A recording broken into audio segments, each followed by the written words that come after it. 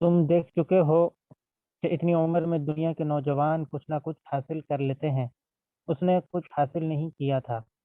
اور جس کو انسان سے زیادہ حیوانوں میں رہنا پڑا، محسوس و مری یعنی نظر آنے والی قوتوں کے اسیروں کی نگاہیں آخر اس میں کیا پا سکتی تھی جس کی وہ قیمت لگاتے۔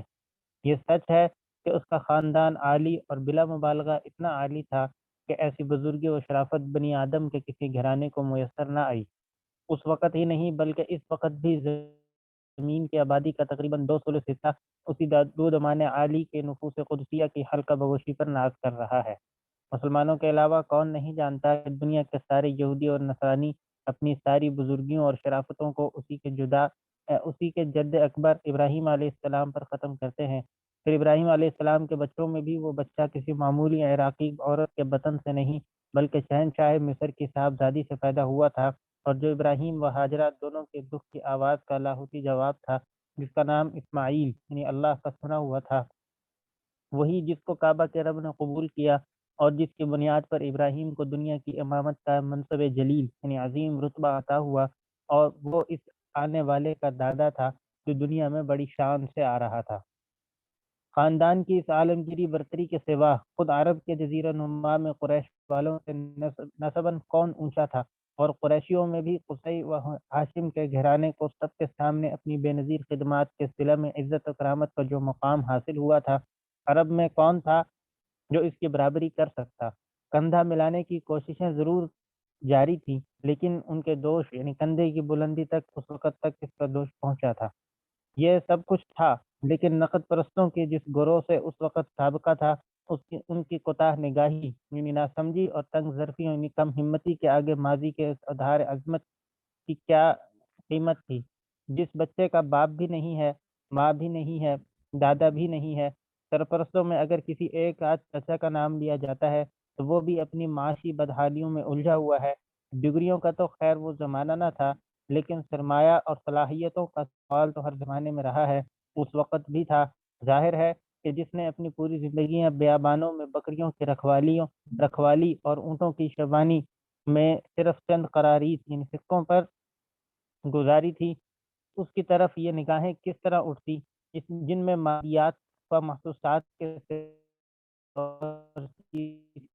گنجائش نہ تھی؟ وہی جو کسی کو نادیدہ حسن زن یا گمان پر دیدہ کے یقین کو کسی طرح قربان کرنے کے لیے تیار نہ تھے، انہوں نے اگر اس میں صدق، صداقت و امانت کی کرنیں پائی بھی تھیں، تو کیا وہ اس صداقت اور اس امانت پر دولت و ثروت کی خواہش کو ذبح کرنے کی سکت رکھتے تھے؟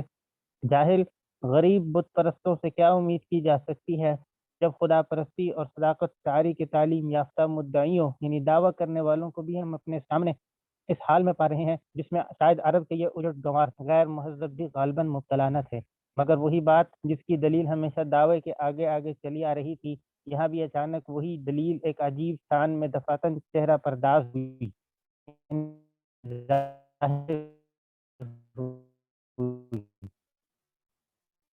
غریب حجاز کا امیروں کے پاس مجموعی طور پر جو کچھ تھا، انفرادی طور پر اسی قدر دولت کی مالکہ اس شہر کی وہ بزرگ بیوی تھی جس کا نام اس میں گرامی طاہرہ اور خدیجہ الکبریٰ تھا۔ گویا اس حساب سے صرف مکہ کی نہیں بلکہ سارے حجاز کی سب سے بڑی دولت مند خاتون آپ تھیں۔ قدرت کی یہ عجیب کار فرمائی تھی کہ چند پیسوں کے لیے جس کو دن بھر ببولوں کے کانٹوں اور اذفر کی گھاسوں کی تلاش میں جنگل جنگل پھرنا پڑتا تھا، اسی کو خدیجہ اور خدیجہ کے پاس جو کچھ تھا سب لا کر جسے لوگوں نے سب سے نیچا خیال کیا تھا، سبوں سے اونچا کر دیا، تاکہ ثابت ہو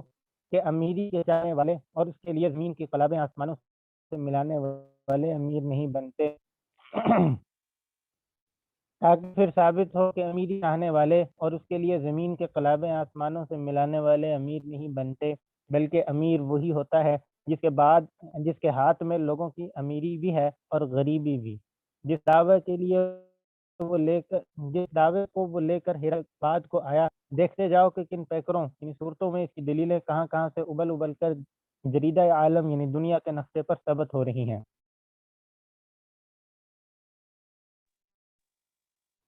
ایسا دعویٰ کسی نے سنا اور ایسی دلیل کس نے دیکھی؟ دعویٰ سنایا گیا اور دلیل دکھائی گئی۔ عالم استدلال و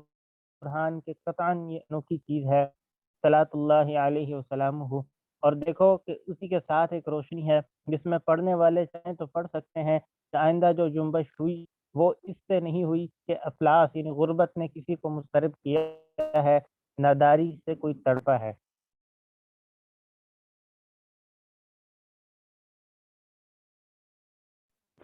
خلوت پسندی عنوان ہے۔ خلوت پسندی بہرحال امیری جب آتی ہے تو اپنی شانوں کے ساتھ آتی ہے، ٹھاٹھ کے ساتھ آتی ہے، باٹ یعنی شان و شوکت کے ساتھ آتی ہے، لیکن جس کو قصر محل میں آرام سے رہنے کا موقع دیا گیا، تلاش کرو ونوں میں ملا، مکہ کے رئیس اپنے کوٹھیوں میں ہیں اور طائف کے عمرا پھلوں اور پھولوں کے لدے باغوں اور ان کے بنگلوں میں ہے، لیکن ہے وہ پہاڑوں کے اندھیرے میں غاروں میں ہے۔ پھر جو سرمایہ اس کو ملا کیا وہ مہاجنی سوداگروں کے بازاروں میں ہے، رشتوں کو جوڑا گیا، مہمانوں کو کھلایا، بیکاروں کو کموایا گیا، بار بالوں کا بوجھ ہلکا کیا گیا، نادانوں کو سکھایا گیا، وپت یعنی مصیبت کے گھڑیوں میں لٹایا گیا۔ حضرت خدیجہ رضی اللہ عنہا کی یہ رپورٹ ہے جس میں ان کی دولت کام آئی۔ پھر جو ان میں چھوٹا تھا وہ بڑا ہو چکا تھا، مال میں بھی بڑا ہو چکا تھا، جاہ میں بھی بڑا ہو چکا تھا، اور اپنے ہم چشموں، ہم عصروں، ہم زادوں سب میں سب سے بڑا ہو چکا تھا۔ آخر اس سے زیادہ بڑائی کس کو حاصل تھی؟ کالے پتھر یعنی حجر اسود کے لیے سرخ خون کی جو ندی بہنے والی تھی، جس کے اکیلے ہاتھ میں اس طوفان کا رخ پلٹ دیا تھا، جس کے گھر کا مہمان ہمیشہ اکرام کے ساتھ واپس ہوا، جس کے دامن دولت کے پیچھے جس کے دامن دولت کے نیچے یتیموں کو پناہ ملی، جو بے روزگاروں کو روزگار دلانے کا روزگار کرتا تھا، جو بے ہنروں کو ہنر سکھواتا تھا، بھاری بوجھ والوں کا بار آتا تھا، وہ آڑے یعنی مشکل وقتوں میں آڑ یعنی سہارا بنتا تھا، جو کچھ قدرت نے اس تک پہنچایا تھا وہ اس کو انہی راہوں میں بہاتا رہا، جس نے نیکی کے اتنی پیش در پیش یعنی نہایت مشکل شاخوں میں اپنا سارا سرمایہ، ساری توانائی لگا دی تھی۔ اندازہ کیا جا سکتا ہے کہ اس کے بعد شہرت و عظمت، جاہ و جلال، عزت و بزرگی کی جو بلندیاں سے میسر آئیں، ایسی برتری ان میں کس کو نصیب ہوئی تھی؟ مال و ثروت کی دیویوں یا مندروں میں صدق و امانت جیسی صفات کی مانا کی پرستش نہ ہوتی ہو، لیکن کیا جاہ عزت کے اکھاڑوں میں کردار کی ان قوتوں سے بازی نہیں جیتی جاتی؟ اور بلا شبہ وہ اپنے شہر میں نہیں بلکہ اس شہر میں جہاں جہان بھر کے لوگ آتے تھے، اور کون بتا سکتا ہے کہ کہاں کہاں کے لوگ آتے تھے، زیارت کے لیے بھی آتے تھے اور تجارت کے لیے بھی آتے تھے، ان سب علاقوں میں، خطوں میں، بلکہ تاریخ بتاتی ہے کہ ملکوں میں بھی انہی راہوں سے اس کا نام اونچا ہو چکا تھا۔ جاہ یعنی عزت کے لیے اس وقت جو کچھ سوچا جا سکتا تھا یقیناً وہ سب اس کو حاصل ہو چکا تھا، اور مالی بڑائی میں جس کنگرا پر اس کی برتری کا پریدا اڑ رہا تھا اس کا تماشا تم کر چکے ہو، یعنی مالی بڑائی میں جس اونچائی پر اس کی برتری کا جھنڈا اڑ رہا تھا اس کا تماشا تم کر چکے ہو۔ بس جو چیز اسے محلوں میں مل چکی تھی، کتنی بڑی بے ایمانی اور کیسی گندی اور سیاسی اور باطنی کینہ، بے بنیاد بندشی ہوگی کہ اس کا بہتان اس پر لگایا جائے جب وہ ہفتوں، عشروں، غاروں میں دن ہی نہیں بلکہ ڈراؤنی اور بھیانک راتیں گزارتا تھا، سانپوں اور بچھوؤں، درندوں اور موذیوں یعنی تکلیف دینے والوں سے بھرے ہوئے پہاڑوں اور ٹاپوؤں یعنی جزیروں میں اس کو انہی چیزوں کے لیے جانے کی کیا ضرورت تھی؟ وہ مخملی تنفسوں یعنی غالیچوں، ریشمی قالینوں، عبقری یعنی بے مثال خوبصورت گدوں اور نقش و نگار سے مزین چپرکٹوں پر بے فکر و تردد اگر وہ چاہتا تو بآسانی یوں بھی مل سکتی تھی، اور وہ تو ملی ہوئی تھی، لیکن اس نے بجائے ایرانی غالیچے، رومی نمارس کے زمین اور کھلی زمین کے پتریلے فرش کو اپنا بچھونا اور خارا پتھروں کا تکیہ بنایا۔ بیوی کی عصمت کا پتہ بیچارگی میں نہیں چلتا، چارہ ہو اور عصمت ہو، عصمت اسی کا نام ہے۔ خاک کے فرش کے سوا جس کے پاس کوئی فرش نہیں، وہ اگر خاک پر سویا تو خاک سویا، جو تخت پر سو سکتا ہے وہ مٹ پر سویا، اسی کا سونا ایسا خالص سونا ہے جس میں کھوٹ نہیں ہے۔ اور یہ تو اس امتحان گاہ کی جس میں وہ اب اتارا جا رہا ہے، پہلی منزل ہے۔ جانچنے والے جانچ لیں، پرکھنے والے پرکھ لیں، اور جس طرح سے جن جن امکانی شکلوں سے چاہیں اور جو کچھ اس کے اندر ہے اس کو باہر لانے کی کوشش کریں۔ اپنے اپنے معیاروں کو لے کر آؤ، اپنی اپنی کسوٹیوں کو لے کر دوڑو، کس کر دیکھو، اور جس کو قدرت کے ہاتھ نے خالص اور علاشوں سے پاک، قطعاً پاک، بالکل صاف کیا ہے، صداقت اور راستی، ایمانت و اخلاص کے سوا اس میں کوئی اور چیز بھی ہے تو خوب تصویریں مار مار کر دیکھو، کیا اس دیکھ کا کوئی چاول کچا ہے؟ روشنی کی جو کرنیں اس کے اندر سے پھوٹ پھوٹ کر دنیا کو جگمگا رہی ہیں، گھورو، آنکھیں پھاڑ پھاڑ کر گھورو، خوردبینوں کو آنکھوں پر چڑھا چڑھا کر گھورو، تاریکی کا اس میں کوئی ریشہ یعنی دھاگا ہے؟ نبی مان لینے کے بعد کسی ہمت تھی کہ اس قدوسی سرشت پاکیزہ طبیعت کے امتحان کا اندیشہ بھی کرتا؟ یہی مصلحت تھی کہ 1 مہینہ نہیں، 2 مہینے نہیں، سال 2 سال بھی نہیں، بلکہ تم میں کون نہیں جانتا کہ مکی زندگی کے پورے 13 سال کسی حال میں اس کو گزارنے پڑے، گویا اس کو کوئی نہیں جانے گا، گویا اس کو کوئی نہیں مانے گا، حالانکہ پھر اسی کو نہیں بلکہ اس کے تفش برداروں یعنی جوتی اٹھانے اور خدمت کرنے والے یعنی صحابہ اکرام رضی اللہ عنہم اجمعین نے تقریباً اسی 12-13 سال کی مدت میں صرف جزیرۃ العرب ہی نہیں بلکہ مشرق و مغرب، ایشیا و افریقہ کے لاکھوں میل کے رقبوں کو ایسے کروڑ انسانوں سے بھر دیا تھا کہ گویا اس میں کوئی انکار کرنے والا تھا ہی نہیں۔ فاروق رضی اللہ عنہ ہی کے 15 سالہ عہد حکومت تک پہنچتے پہنچتے ایسا ہو گیا جیسے حقوق نبی نے صدیوں پہلے کہا تھا۔ آسمان اس کی شوکت سے چھپ گیا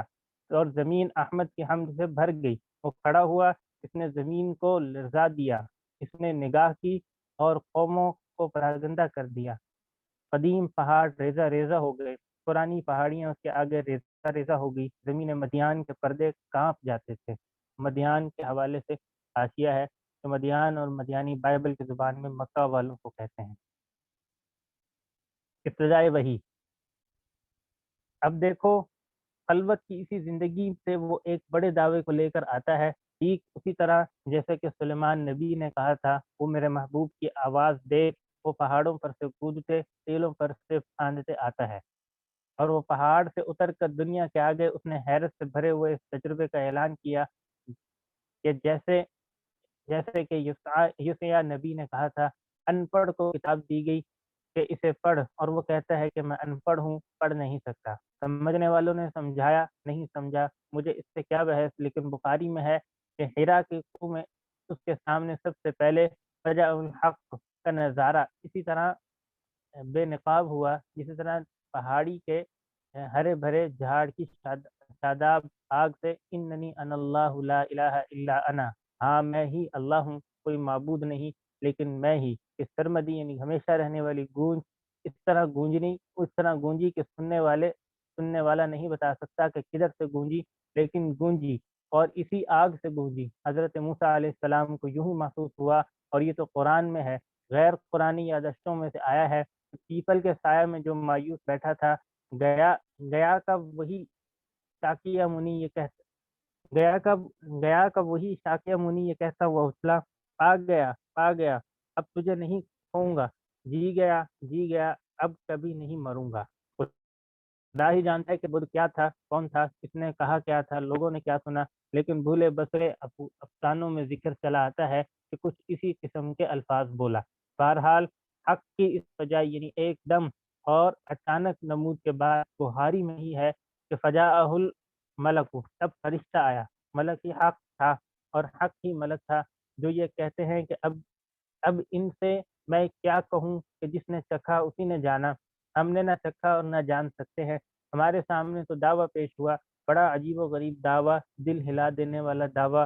جو دیکھ نہیں سکتے انہیں کیسے دکھایا جا سکتا ہے، نابیناؤں کے لیے اس کے سوا اور کیا چارہ ہے کہ بیناؤں کی سنیں۔ وقت کا چھوٹا وہ ہے جو خود بھی نہیں دیکھ سکتا، اور دیکھنے والوں نے جو دیکھا ہے یہ بدنصیب اس کے سننے سے بھی پیٹ پھیرتا ہے۔ گردن موڑتا ہے، لیکن جاننے سے پہلے کون مان سکتا ہے کہ جانو تب مانو، پہچانو تب جھکو، یقین کی فطری راہ یہی ہے، تم آفتاب ہی کو نہ دیکھو، یہ تمہارے بس میں ہے، لیکن جو سورج کے سامنے کھڑا تھا اس نے اپنی ایک پلک کو دوسری پلک سے اگر جدا کر لیا تو اب اس کے قابو میں ہے کہ وہ آفتاب اور اس کی چمک کو جھٹلائے۔ آگ سے چھونے پر کوئی مجبور نہیں ہے، لیکن چھونے کے بعد آگ سے چھونے پر کوئی مجبوری نہیں ہے، لیکن چھونے کے بعد گرمی کے ماننے سے کون گریز کر سکتا ہے؟ بجنسی ہی کچھ اس طرح دیکھو کہ حرا کے دامن سے صرف امانت کا آفتاب چڑھ کر انسانیت کے اس حادثہ یعنی محسوس کرنے کی قوت کے سامنے آ کر ٹھہر گیا، جس سے سچ جانا جاتا ہے۔ ممکن ہے کہ جس طرح لاکھوں میں سے کوئی ایسا بھی ہوتا ہے جو بینائی کی فطرت سے محروم ہو یا سننے کی حیثیت اس سے چھین لی گئی ہو، لیکن سب اندھے ہوں، سب بہرے ہوں۔ جس طرح یہ ناممکن ہے، اسی طرح یہ بھی محال ہے کہ آدمی ہو اور اس میں سچ اور سچائی کی یافت پانے کی حس نہ ہو۔ یہ ڈاکٹر ہے اور وہ ڈاکٹر نہیں ہے، اسی فیصلے پر جانیں سپرد کی جاتی ہیں، آنکھوں میں نشتر چبوائے جاتے ہیں۔ نشتر یعنی زخم کو چیرنے والا چھری نما آلہ۔ اس ٹرین کو سب نہیں ہنکاتے جو بیابانوں میں چلتی ہے، چڑھائیوں پر چڑھتی ہے، رفتار اور خونی دریاؤں کے پھولوں سے گزرتی ہے۔ فیصلہ کی وہی قوت جو ڈرائیور کو غیر ڈرائیور سے، شوفر کو غیر شوفر سے جدا کر کے ہم میں اطمینان پیدا کرتی ہے کہ اپنا سب کچھ سونپ کر ہم اپنے کو، اپنے بال بچوں کو، اپنے مال و اسباب کو ریل کے ڈبوں میں ڈال دیتے ہیں۔ سچ کو جھوٹ سے اگر جدا کرنے کا حادثہ ہم میں نہ ہوتا تو ڈاکٹر اور ڈرائیور کیا، زندگی کے کسی شعبے کی گاڑی ایک سیکنڈ کے لیے بھی چل سکتی ہے۔ اور یہی وجہ ہے کہ سلبی یعنی منفی یا ایجابی یعنی مثبت کون سی شکل باقی رہی جس معیار پر سچائی کی یا لاہوتی حقیقت نہ پرکھی گئی۔ زر لے کر دوڑے، زمین لے کر دوڑے، زن لے کر دوڑے، الغرض جو کچھ سوچا جا سکتا تھا ہر ایک سے رگڑ کر گھس گھس کر انہوں نے جانچا، لیکن صدق و امانت کے احساس کی وہی گرفت جو دعوت سے پہلے ان کے دلوں پر مسلط تھی کسی تدبیر سے ڈھیلی نہیں پڑتی تھی۔ اس میں کیا ہے، اس کے اندر کیا ہے، مال ہے، جا ہے یا کچھ اور ہے؟ ہر سوال کی سلائیاں، لمبی لمبی سلائیاں ڈال ڈال کر ہر ایک نے دیکھا، بار بار دیکھا، لیکن سچ کے سوا اس میں کچھ نہیں ہے، اخلاص کے سوا اس میں کچھ نہیں ہے۔ ہر آزمائش، ہر جانچ کا آخری نتیجہ یہی برآمد ہوا۔ جانچ کی یہ ایجابی شکلیں تھی، اس راہ سے انہیں کچھ نہیں ملا۔ اب وہ منفی اور سلبی تدبیروں کے متعلق باہم ایک دوسرے سے مشورے کرنے لگے۔ دارالندوہ کی کی مجلسی سرگرمیاں جتنی اس وقت تیز تھی، اس کی تاریخ میں ایسی گرم بازاری اسے کبھی نصیب نہیں ہوئی تھی۔ مسلو اس کے باطن کو، مسلو مت ہو اس کے اندر جو کچھ ہے سب کو، مت ہو یعنی پیشانی پر مارنا، ملو اور دلو پیسو، اور جس جس جتن سے جو کچھ ممکن ہے سب کچھ کا گزرو۔ قدرت نے اس کا بھی ان کو وسیع موقع بغیر کسی مزاحمت کے بڑی فیاضی کے ساتھ، اتنی فیاضی کے ساتھ کہ جس کی نظیر حق و راستی کے تجربہ کی تاریخ میں قطعاً مفقود ہے، عطا فرمایا۔ جو کیا کچھ نہیں کر سکتا تھا، اور جب اجازت ہو گئی تو کیا کر کے اس نے نہیں دکھا دیا، وہی اس وقت سکون تام، صبر مطلق کا ایک کامل مجسمہ بن کر اپنے آپ کو، اپنے ظاہر و باطن کو ان میں سے ہر ایک کے آگے ڈالے ہوئے تھا۔ جانچ کی اس راہ میں پھر کیا کیا پیش ہوا بجز اس کے جس میں اسی درجے کا صدق ہو جو اس میں تھا، اسی درجے کی امانت ہو جو اس میں تھی؟ یہ مقام نسل آدم میں کسی کو میسر آ سکتا ہے اور ان کو کون جھیل سکتا ہے؟ تعذیب صحابہ۔ اس کے لاوارث بے کس ساتھیوں پر پہلے انہوں نے ہاتھ جوڑا اور اسی طرح چھوڑا کہ تیرہ دستیوں یعنی مظالم کا کوئی ایسا دقیقہ یعنی ذرہ نہ تھا جسے انہوں نے رکھ چھوڑا۔